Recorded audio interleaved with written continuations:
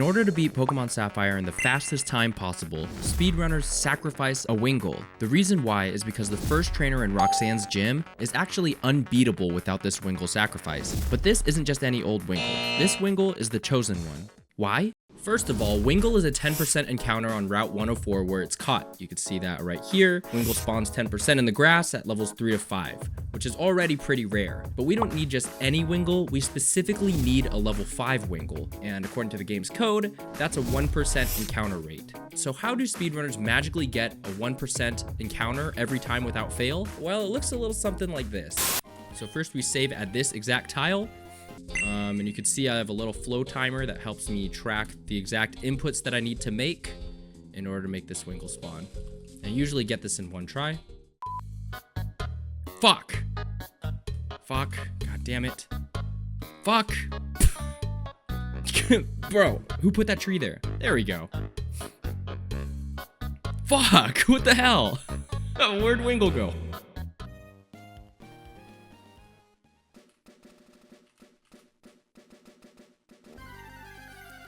Okay, we get the Wingull to spawn. Perfect. On our first try, too, which is pretty cool.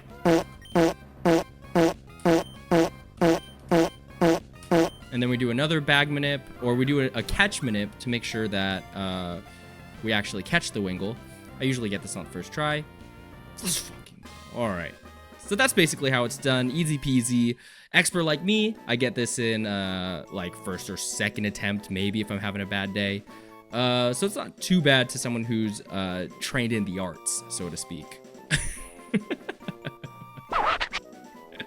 See, it's not just a matter of getting a level 5 Wingull, which is already a 1% encounter. This Wingull's stats are incredibly important too. So as you can see here, the Wingull in question has a modest nature, with 14 HP IVs, 29 in attack, 4 in defense, 28 special attack, 27 special defense, and 12 speed. The really important stats to pay attention to here are the special attack IVs, which is beefed up, almost perfect, and its defense, which is incredibly low, and that's by design.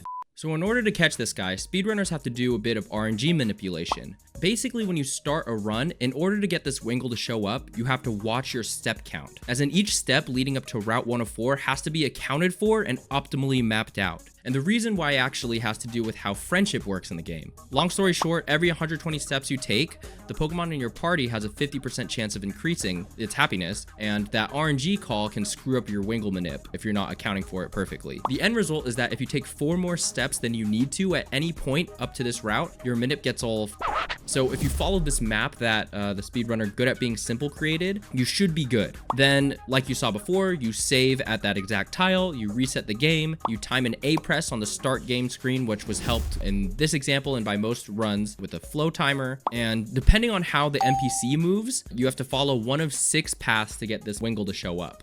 Those 6 paths are a bit blurry, but you get the idea. So I'm watching how this male NPC in the bottom moves, and then how the female NPC up here moves in order to figure out which path I should be moving at any given time. So it's definitely like I'm reacting. It's a reactive movement. It's pretty difficult. So for example, if the NPC here, the male, takes a step down immediately, you take this path where you kind of cut across the grass here.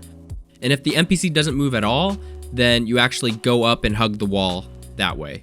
And if he takes a step down later, then you go all the way across on this blue line instead. Again, very reactive. You got to keep an eye on where this guy is going. And basically, runners have to memorize each step this guy could take and the corresponding path to follow.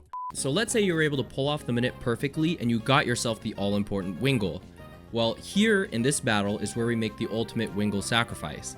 And again, it's absolutely necessary to get a Wingull in order to beat this trainer. He'd just be too strong otherwise.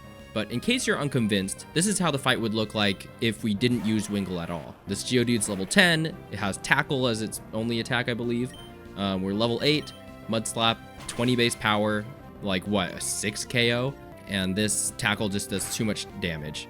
We'd either eventually die or we'd have to spam just a bunch of potions in order to beat this Geodude. And now I hear you asking, Akko, why don't we just not fight this optional trainer and just go straight to Roxanne? Sure, okay, let's see how that goes. The trainers before Roxanne are all optional, right? So we could technically just waltz around them like this. And we'd be bringing our level 8 Mudkip to the gym fight. You could probably guess how this is gonna go. It's pretty much the same thing. Roxanne also has a Geodude with level 14 with Rock Tomb, I believe. And again, does even less damage. We have to cheese it out through like misses. Oh, it has Rock Throw, that's right. And we get critted, of course we do. So this fight would just be absolute hell if we tried doing this like with just Mudkip, no Wingull manip. So we have this problem where Wingull isn't strong enough to win with Mud Slap, and we need to grind another level before it learns Water Gun. Another 2 levels, actually. I believe it learns Water Gun at level 10. At which point, you know, this gym becomes trivial. We can beat it no problem. So let's try this fight again with the manipped Wingull and see how effortlessly this thing takes out this trainer and basically solves all of our problems of Mudkip being too weak, not having access to Water Gun. This is how it looks like in a normal speed run. We switch in Wingull. Turn 1, we swap out to Wingull and let Geodude take it down to about half health. Turn 2, we have enough to outspeed this Geodude. We go for Water Gun, which takes it all the way down to red without actually killing it. And now, unless we get 2 min rolls, which we do in this case, we're going to growl here just to burn a turn so that we can force Geodude to... We growl another turn in order to force Geodude to KO us with Tackle. There we go. Okay, 95% accurate. And now we can switch in Mudkip, which would naturally outspeed. KO with Mud Slap. Boom. Now, normally in a speed run, this would only take 2 turns, but RNG, it's going to RNG. We level up twice, because that's just a bunch of experience that we got from that level 10 Geodude. Gives us Water Gun, which now means we can grind the rest of this trainer. We Water Gun here. Easy experience. It's free. Takes us up basically almost to another level. We spam this weak Geodude. I don't know why he leads with the strongest Mon. We got 2 weak-ass Mons in the back, but that's fine. It's just free levels at this point. And now that we have Water Gun, we can even take on this trainer. The time loss for battling this trainer is absolutely worth it because it's just got 1 level 11 Geodude. That's just a boatload of free experience. It'll take us to the next level, going into Roxanne. And we're just farming these Geodudes at this point. Boom. And then we take on Roxanne. And as you saw before, she has a level 14 Geodude. I don't even know because normally in a run, I'm just sweeping through this, half paying attention. Level 14. I believe this will get us to another level. Yep. And there we go. Level 13 Mudkip for free, basically, going right into this Nose Pass fight. We have the type advantage. This fight is still pretty difficult, but much more manageable having used the Wingull to farm extra experience. I know this stuff isn't for everyone, but weird strategies like this make Pokemon speedrunning just so interesting to me. I'm currently trying to learn how to speedrun Pokemon Sapphire, and I've been streaming the process here on this channel, so sub if you want to see me failing upwards.